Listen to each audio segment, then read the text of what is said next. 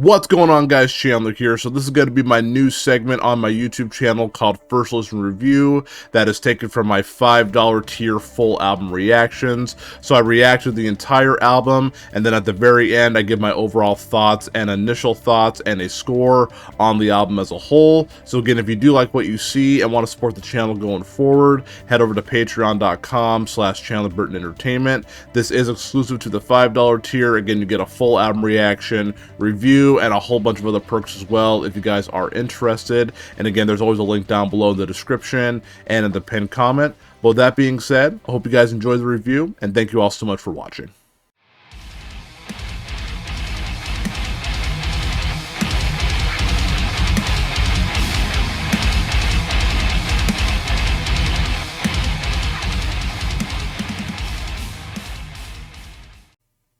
It's always weird when an album's over, especially when you enjoy it so much. You're like, oh, it's over. It's like you can never have that first experience with an album again. So it's always like when you really enjoy it, it's like I can never get that moment back. Like you can with other albums, but it's like I couldn't get it again with Dedication to Flesh. But I loved it, man. I'm super excited to talk about it here, so stick around for my first listen review, and that is coming up next. Ladies and gents, that was Spite with Dedication to Flesh.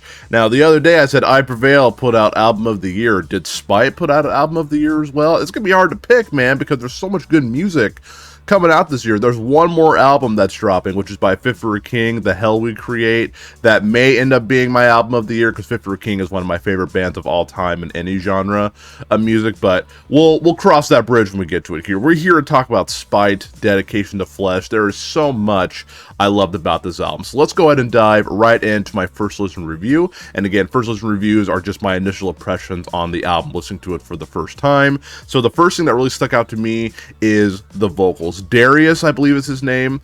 I'm going to be honest with you, man, one of the best vocalists out there. And the reason why I say he's one of the best vocalists, like his voice is so clear, like it just sounds so good. And I really love, I believe you say it's enunciation, either pronunciation or enunciation on his voice. Like most of the time when you listen to like metal music, like you generally first time listening, you're kind of like, okay, it sounds really cool, it's heavy, and then you got to kind of go back and check out the lyrics here. But with most of Darius' vocals, I could generally understand what he was saying. Sometimes he would get a little bit low or a little bit high, like I don't really know what's going on, but for the majority of it, I could understand what he was saying, and I think that's so important. I think a lot of people forget, like, you know, when you're able to like enunciate with your vocals, like that's way more powerful than getting as low as possible or as high as possible. You just can't understand what they're saying at all. So I feel like Darius found that really sweet spot of like being able to like enunciate his voice, but also get the message across in the song. I thought he did an absolutely incredible, wonderful vocal performance throughout this entire album. Absolutely terrific here. I also really loved the production on this. Like it was really punchy. It was really crystal clear. Like it's a great sounding metal record. Like it doesn't sound like super polished, but it's polished enough where it would fit the standard of 2022. Like it just sounded so good. Like it just reminded me of like older metal. It just sounded so fantastic. So absolutely incredible production. Don't know who worked on this album, but props to you. Sounded absolutely terrific here.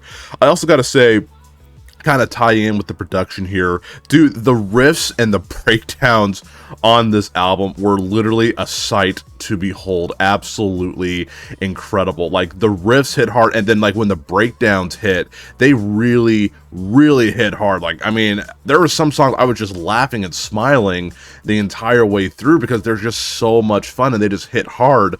I always say this comparison, but again, I reacted to the Northlane's album earlier this year, and my problem with that album is like it just didn't hit as like I wanted it to. Like with their album Alien, it hit so well.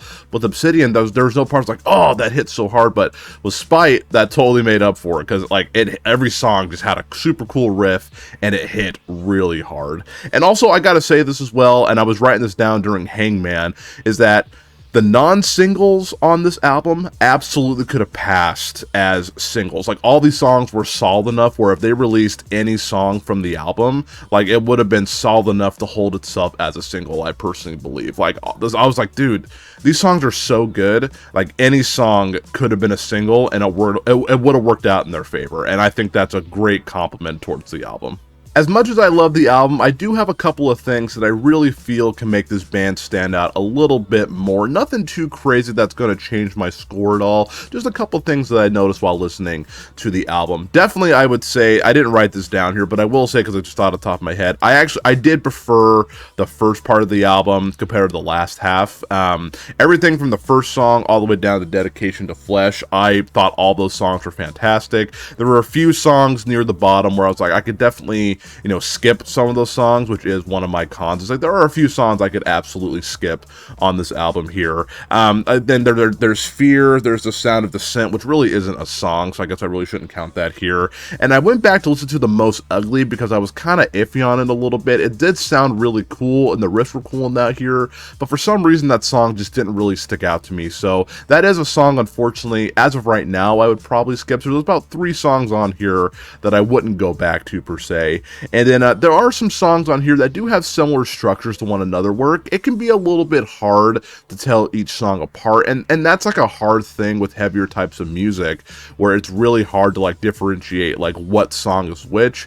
Again, all these songs are great, but I feel like if it was just a first time listener to metal, they'd be like, I don't know which song is which. And again, for me, since I'm well seasoned in the metal, I can definitely tell which song was which, but for like a new listener, it may be a little bit confusing. And again, this is going to be kind of like playing devil's advocate here of what I just said in my pros, but there were a couple of parts of the songs on the album that were a little bit predictable. Like, there was no moments, I don't think there was one moment where I said, oh, that got me. Well, that was shocking. Like, oh, that took me by surprise. Like, that was really cool.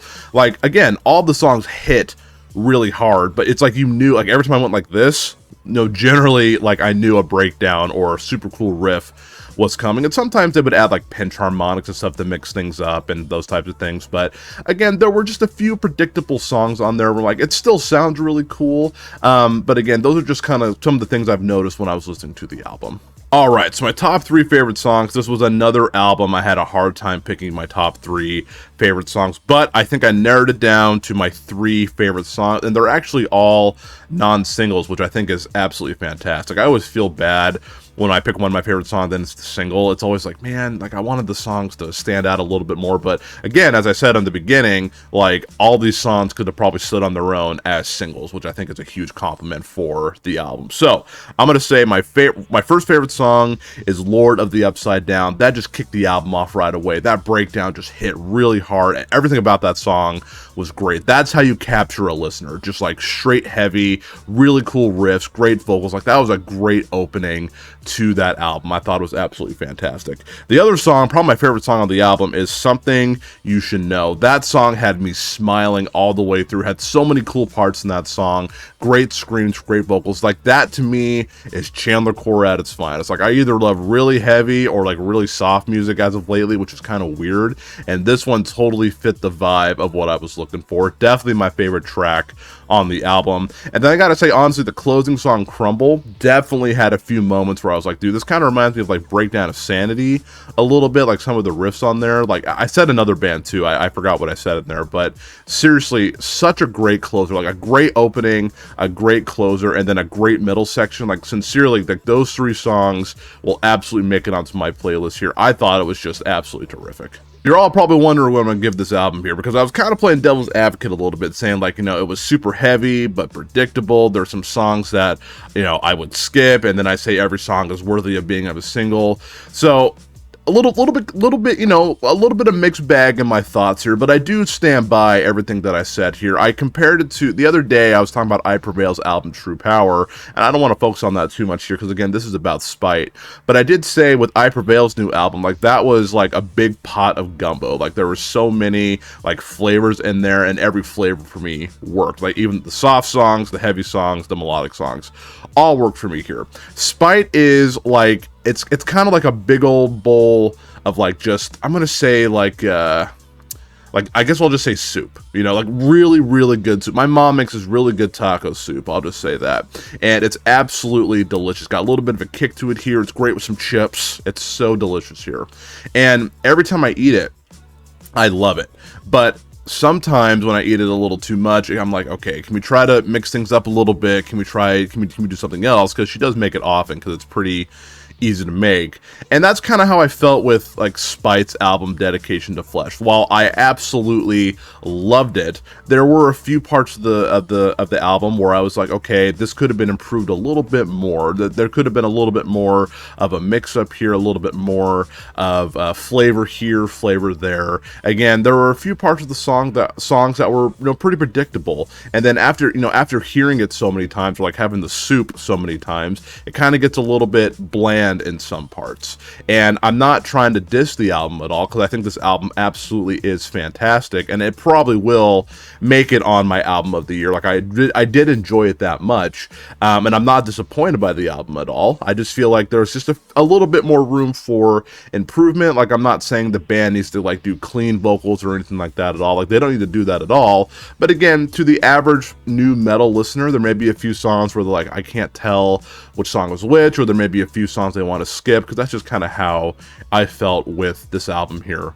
But man, this album is heavy. It is super intense. It is breakdown centric. If you just like straightforward heavy music, this is going to be one of your favorite albums of the year. I really enjoyed this album here, despite the fact that it did have some moments that were predictable, similar strong structures, those types of things. I'm giving Spite Dedication to Flesh a 9 out of 10. Again, I really do think this album will make it on my top 10. I'm going to listen to it here when I go on my runs to make sure I kind of get more of my overall thoughts, because again, the more I listen to it, sometimes I love it more. Sometimes I do that with an album that I'll give like a score to, and I'm like, man, I wish I would have raised that a little bit higher, and that happens all the time. So I'm really hoping that I could bump this one up to a 10. Maybe I'm just missing something personally here, but overall, absolutely phenomenal record, and I cannot wait to see what Spite does next.